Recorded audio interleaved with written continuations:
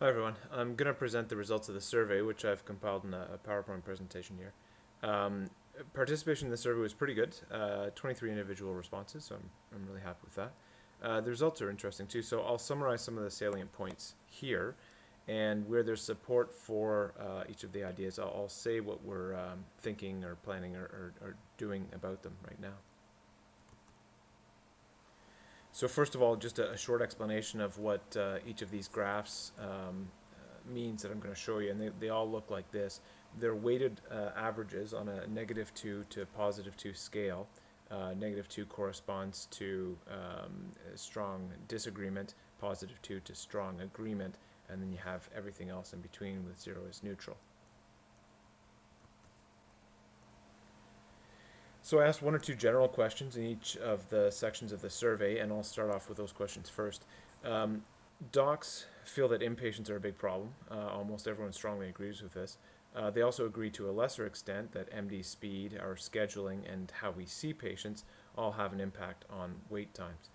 Opinions mixed as to whether or not a focus on improving our PIA will have a positive impact on patient care. I was a bit puzzled by this last point. I mean, to my mind, I thought this was clear that more timely care was better care. Firstly, because patients prefer being seen sooner rather than later, and secondly, because patients who wait longer to see a doctor tend to actually die more frequently than those who wait less. So I thought that was a bit odd. Perhaps so that people are worried that in the push to quote unquote be fast, will become sloppy as well. And obviously that's not my goal in doing any of this. I'd like to make all our jobs easier and improve our speed by eliminating waste. I never want this to come at the cost of quality of care delivered. I mean, if anything, I hope the streamlining that we do will make us less sloppy with fewer distractions. With regards to inpatients, docs agree with all the suggestions, especially writing administration a letter with the new evidence we found on how inpatients affect our times, and phoning them when things are bad. So I'm going to draft a letter to Dave McNeil this week, and I'll send it around for suggestions and comments. And perhaps after that's delivered, we can start a blitz of reminder phone calls when things get nasty in the department. Um, Docs also agree with putting examination tables into rooms to ensure that our examination rooms don't get blocked, although the level of agreement here is less. I've asked for a quote from one supplier, and Crystal is going to go over some of the functional and safety concerns this week. And she thought that once a decision is made to go ahead with this, we could actually potentially have them delivered within a couple of weeks, so a pretty quick turnaround there. While there was agreement that doctor speed is a contributor to patient wait times, there was virtually no consensus on what we should do to correct this. You can see that most of the ideas here are in the negative column. Um, Members didn't want to do any changes to financial or scheduling incentives, nor did they want to enforce a minimum number of patients seen per shift. And lastly, they didn't want to institute a handover to policy, which I actually kind of found surprising because we often all stay late, and this might help get people out more on time. With regards to physician navigators, it's pretty clear that the group doesn't want to take responsibility. So I think at this point, PNs are a dead end, and the program will probably just lapse when the funding runs out. But I suppose, I mean, if you're very interested, and not just passingly so, in having a PN for yourself for a couple of months, come talk to me in person or send me an email, and we might be able to work something out. The only two ideas that were supported to any degree at all were getting more high-level elective learners and clinical pathways. So Lee Toner's actually suggested that the former might not be feasible. So I'll let him speak to that. Maybe Lee, you could send around an email to us. And as for clinical pathways, the most frequent suggestions were chest pain, CHF, COPD, and PE, and renal colic, and pediatric asthma was actually on there too.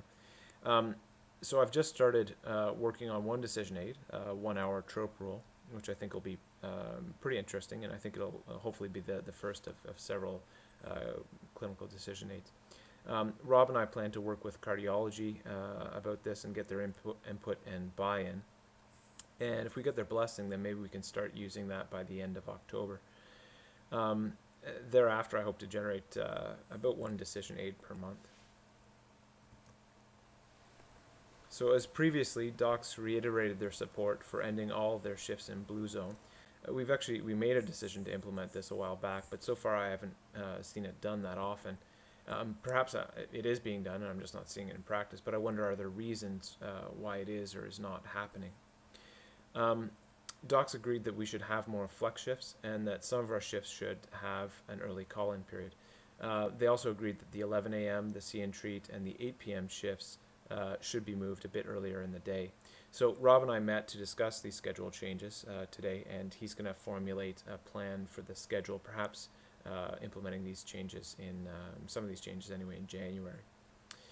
Uh, just as a side note, Pavan, Mel, Andy Primo, Jeff, and I all did some early call-ins this past weekend when we were a doc short to help cover some of the influxes, and we found that it really worked well to control those fluxes in patient loads. So there, at one point in time, Pavan was going to come in for an 8 p.m. shift, and 12 people registered, shortly after 6 o'clock. So I phoned him up and said, hey Pav, do you mind coming in around 7:30? And he did that, and that was really effective at keeping our PIAs under an hour and a half. So I thought that went really well, and perhaps some of those other docs that I mentioned could share their experiences about how they found it. Lastly, docs also wanted information on the whiteboard about triage. So I met with Crystal today, and there's a new dashboard in the works that looks really cool. It'll house all the information for all of the zones in one screen, and this will be accessible from the whiteboard, and hopefully it'll be up soon, so that'll be interesting. So there's a fair level of support for bringing easier patients into the ED. God knows we see some complex cases, and suture removal patients in particular. There's less support for minor fractures, but I wonder if people have thought of other particular populations that we might target. I'll look into the logistics of suture removal returns this week, and I'll come up with a proposal to the group later on. With regards to PIA 90 and how it's measured, there's broad support for the suggestions. The group agrees that we should see crisis patients before the crisis nurse does, that we should see direct consultations before the consultant sees them, and we shouldn't cherry pick our cases. Just as another sidebar, this weekend I had another case that was listed as direct consultation that actually wasn't a direct consultation, and probably would have waited there for hours if we didn't have a policy like this. So again, I think that's just one reason why such a policy would be beneficial. There's less support for seeing patients in order of wait time and not as opposed to CTAS. So perhaps we could just say that we should pay more attention to wait times and not be beholden to seeing the highest CTAS patient first, and the CTAS 4 patient keeps getting bumped down further and further. To reuse my example from before then, if a CTAS 4 patient has been waiting 2 hours and a CTAS 3 patient has been waiting 45 minutes, it would probably be better to see the CTAS 4 patient who's been waiting 2 hours. Docs were on board with measuring various metrics of performance. So based on this, I'll continue providing Rob with data on time to first PIA. And now that I have access to data that will quantify the number of tests that doctors do, like ultrasound, x-rays, labs, and CT, I'll probably include that in a future report. Lastly, I'm going to look into surveys that we can employ to get feedback from our colleagues and potentially our patients as well. So those are the results of the survey. I want to thank everyone who participated.